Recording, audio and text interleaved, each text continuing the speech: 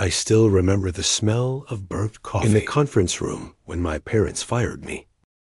It wasn't some dramatic boardroom scene. No yelling, no slammed doors. Just quiet disappointment mixed with fake professionalism. My dad slid the termination letter across the table.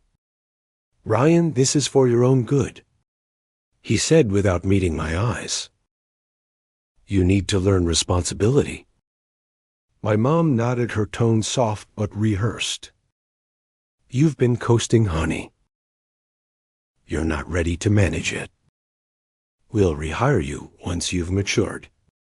Matured, I was 26, running the only profitable branch in their company. AITA built their online sales model from scratch, tripled revenue in a year. But none of that mattered. They told me I was too ambitious, too confident, too disrespectful. What they really meant was, "You're threatening our control." They fired me from the company I helped save just to keep their power. I walked out that day without looking back.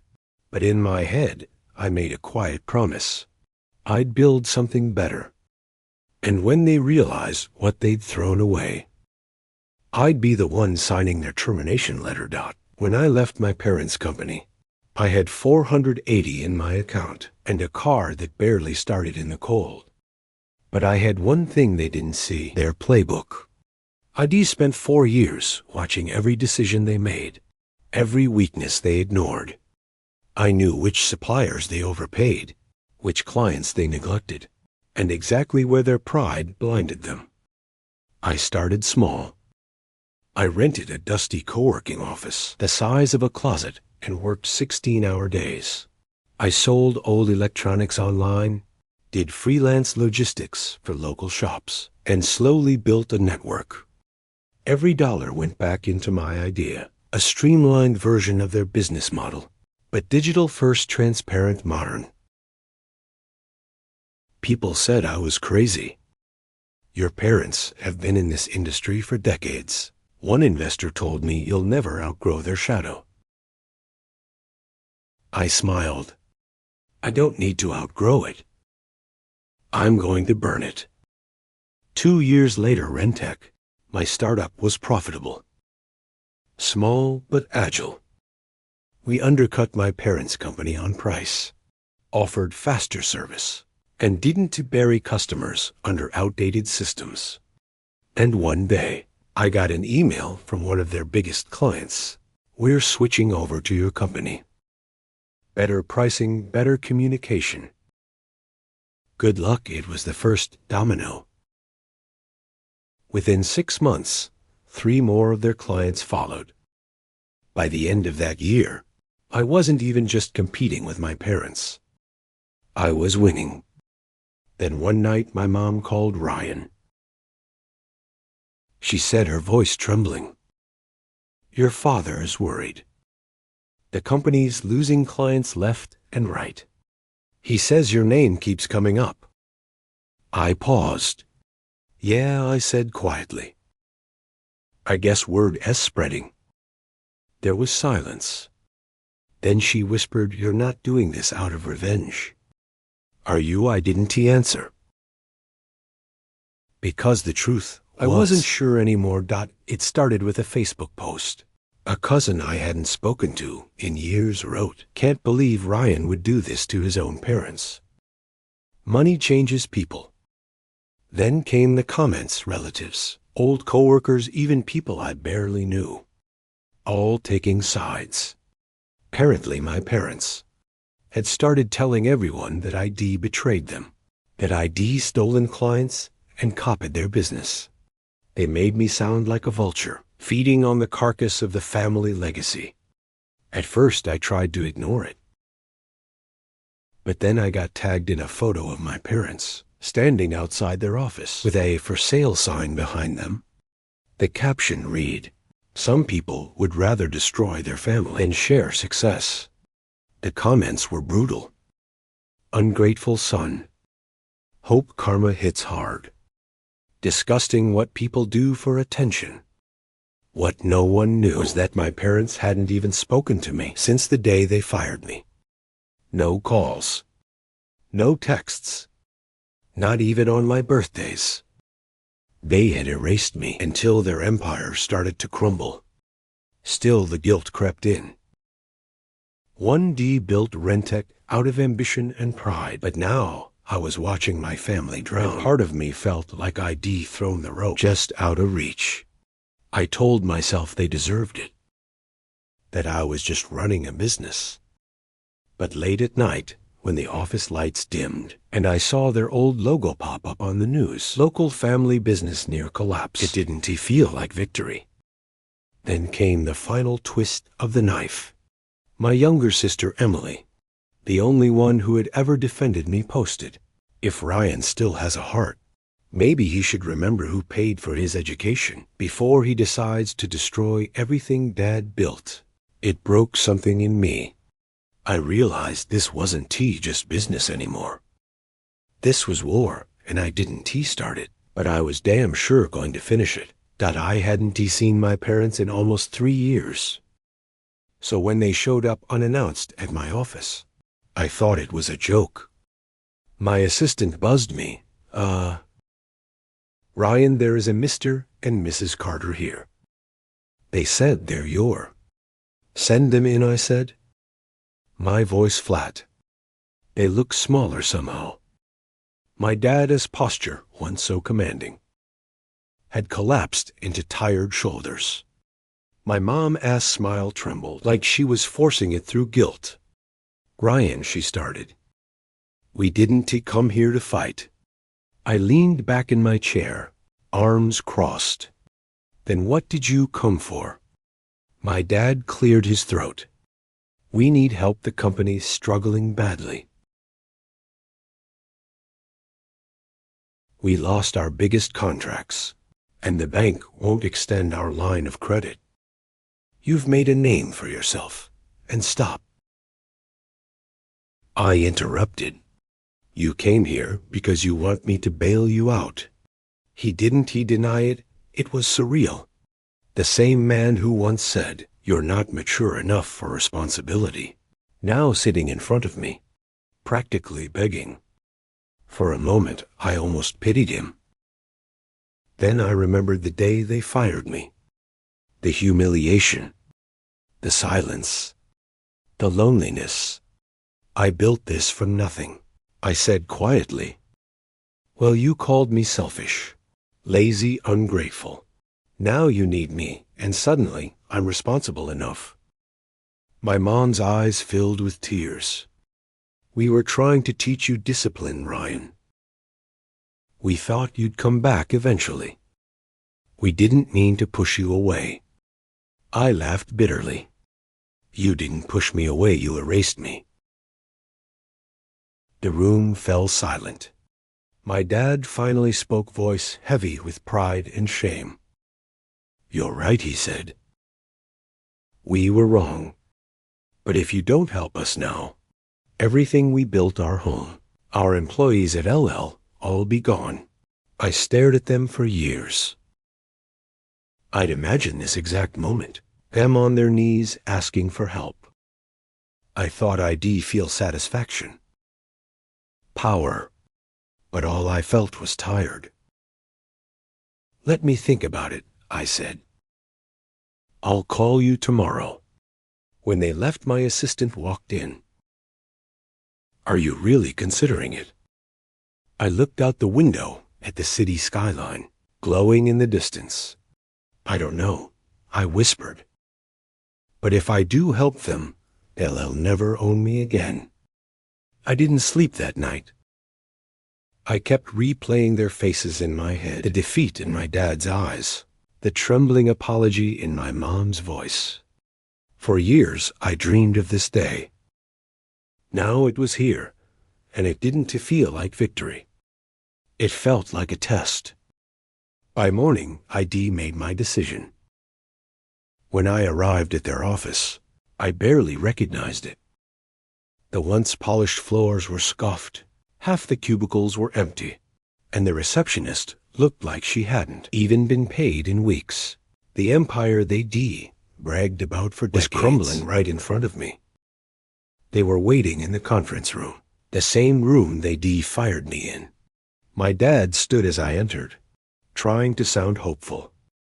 "Ryan, we knew you'd come through." I sat down slowly. Let us not get ahead of ourselves. I slid a folder across the table. "That is my offer." My mom opened it, frowning. "You want full ownership." 80%, I corrected. "You can keep 20 combined as silent partners. I'll pay off your debts, keep the company afloat. Rebranded under Rentec." My dad's face turned red. "You're out of your mind. You think I'll hand over my life as work to you?" I smiled. "You already did when you fired me." He slammed the folder shut. "We came to you as family, not as a business deal. And I'm responding as both." I said calmly, "You taught me that business and family shouldn't mix." Remember, my mom reached for my hand. "Ryan, please. There has to be another way. This isn't who you are." Pulled back. "You made me this way." For a moment, no one spoke. The silence was heavier than any argument. Finally, my dad said through gritted teeth, "If we refuse, then you will be bankrupt within a month." I replied, "Your vendors are already negotiating with me. I can either save your legacy or buy it at auction." My mom's lip quivered. "You'd really do that to us?" I met her eyes. "You already did it to me." I stood, buttoned my jacket, and walked toward the door. "I'll give you 24 hours, I said, without turning around after that.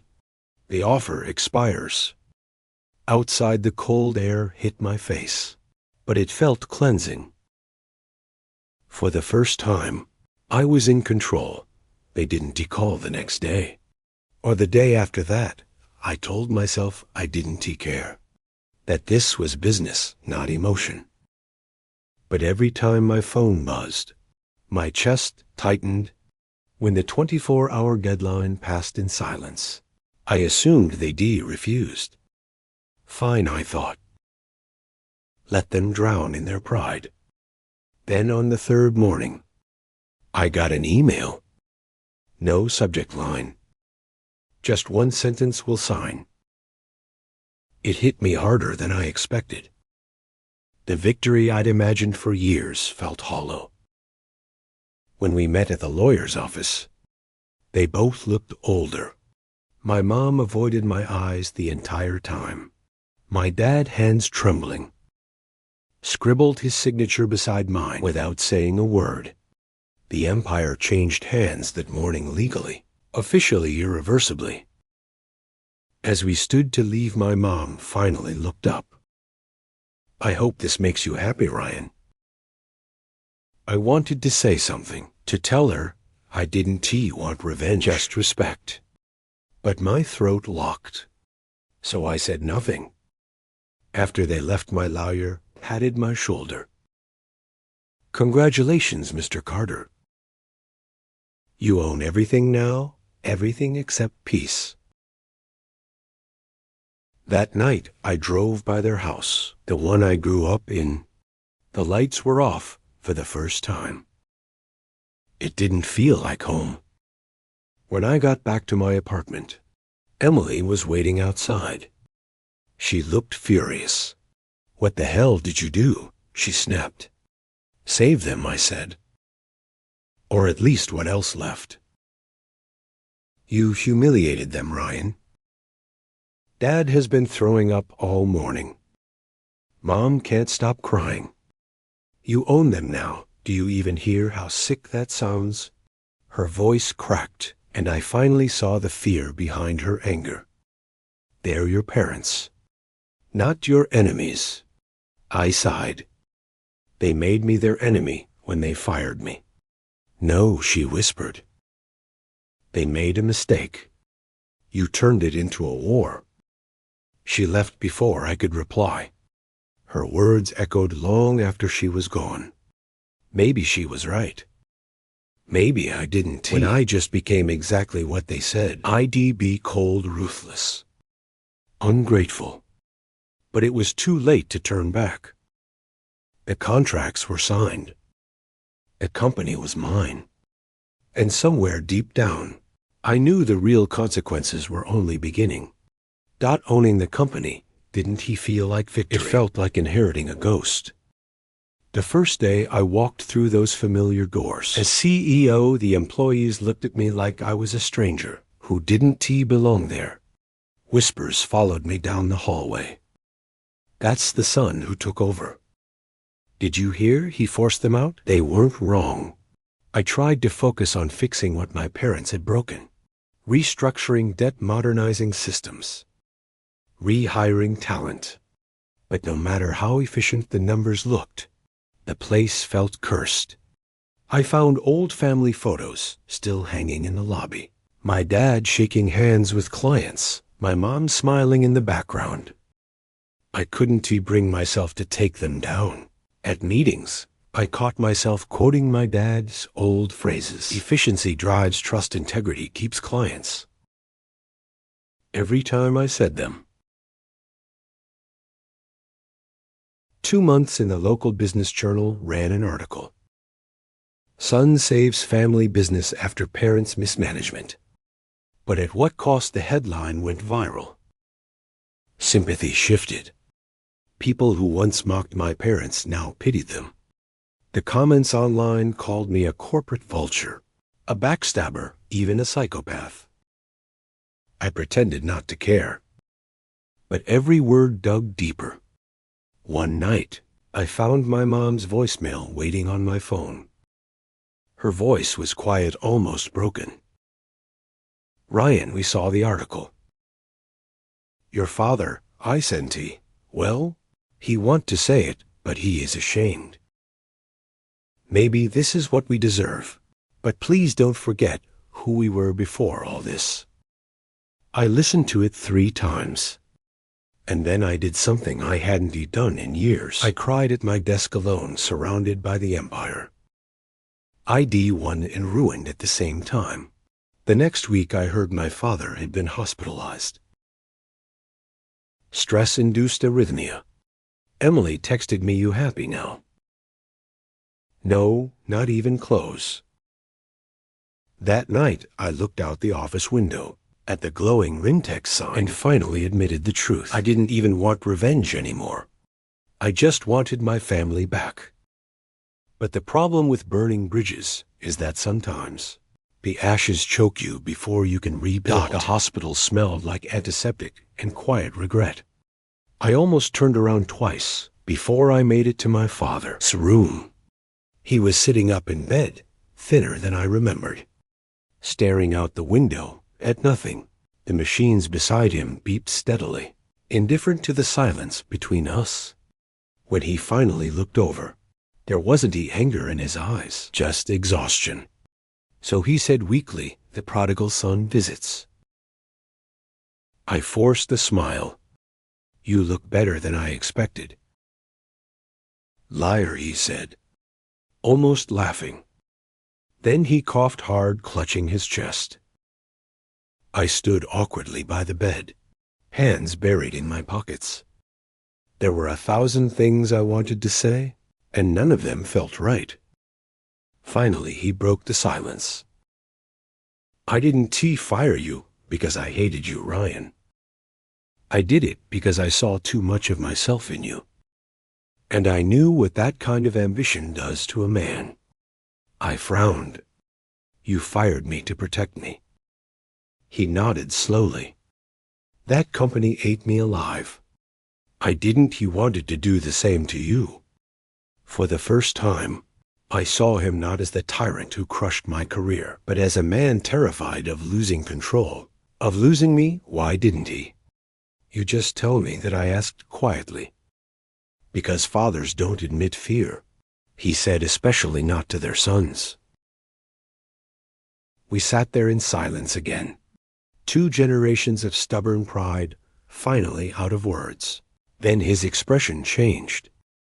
He reached for my hand, his voice trembling. "Promise me something," he whispered. "Don't let the company be your revenge. Let it be your redemption." My throat tightened. I wanted to promise him, to say I'd make things right. But before I could speak, his heart monitor spiked, and the nurses rushed in. They pushed me back, shouting orders. And in those chaotic, terrifying seconds, I realized I might have waited too long to forgive him. When it was over, the doctor came out quietly. "He is stable," she said. "But he needs rest. No stress. No arguments." As I left the hospital that night, I sat in my car and stared at the steering wheel for nearly an hour. For years I'd been chasing power, respect, and control. Now all I wanted was one more normal conversation with my dad, one without pride, without business, without pain. And I wasn't sure if I'd ever get it done. For the first time in years, I stopped showing up to the office. My assistant panicked, the board called me non-stop. But I didn't care.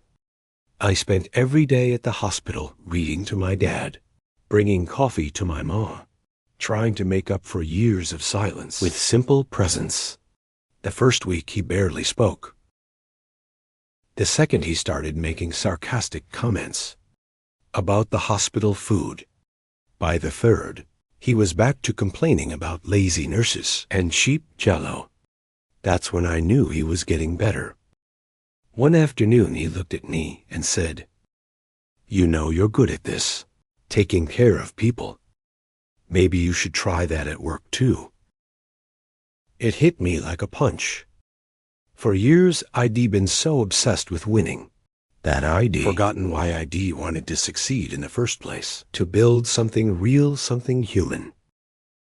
So I went back to the office and started tearing everything apart. We scrapped the toxic policies, rebuilt benefits, rehired laid-off employees, including some who had worked for my parents. I even renamed the company again, Carter & Co. Not after me, after us. When my mom saw the new sign go up, she cried, not out of sadness, but relief. Then Emily came to visit. She stood in my office doorway, arms crossed. So the villain finally grew a conscience. I smiled. Took me long enough. She rolled her eyes, but her voice softened. "Dad told me what you've been doing. He is proud of you, you know." That one word, proud, felt heavier than any paycheck or contract I'd ever signed. The night before my dad was discharged, he asked me something unexpected. "Do you ever regret it?" "Regret what, winning?" I looked at him for a long moment before answering. "I don't think I won, Dad. I just stopped losing." He nodded, eyes glistening. "Then maybe that is what growing up really is." When I left the hospital, the city felt different, quieter, softer. For the first time, I wasn't running from the past. I was finally walking toward a future that didn't require someone else's defeat.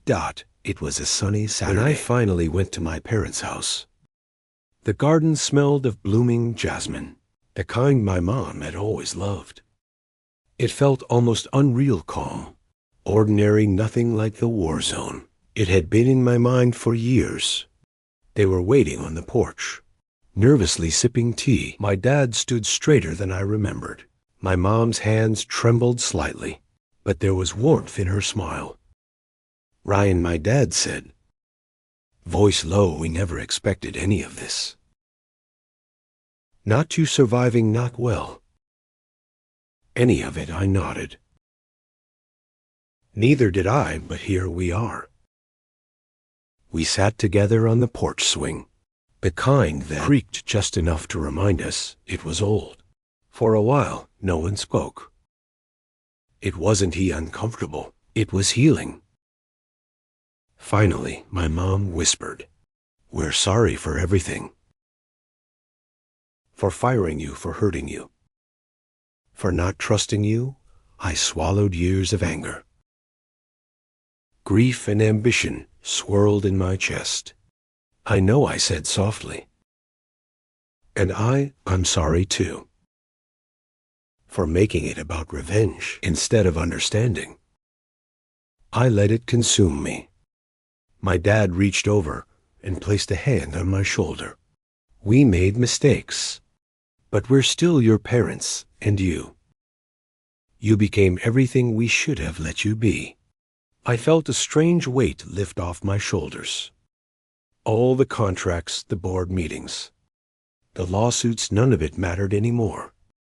What mattered was this moment, simple, human, imperfect ours. Then Emily appeared in the doorway, smirking. You all actually look happy, she said, weird. I laughed for the first time in months. Yeah, I said. Weird, but good. We sat there until the sun dipped behind the trees, talking about everything and nothing, business memories, and what the future could hold. I realized something profound that evening. Winning isn't about destroying the people who hurt you. Winning is reclaiming your life without losing yourself in the process. And for the first time, I felt like I had. Because even though I had owned their company, I had also regained my family. And that, I decided, was worth more than any empire.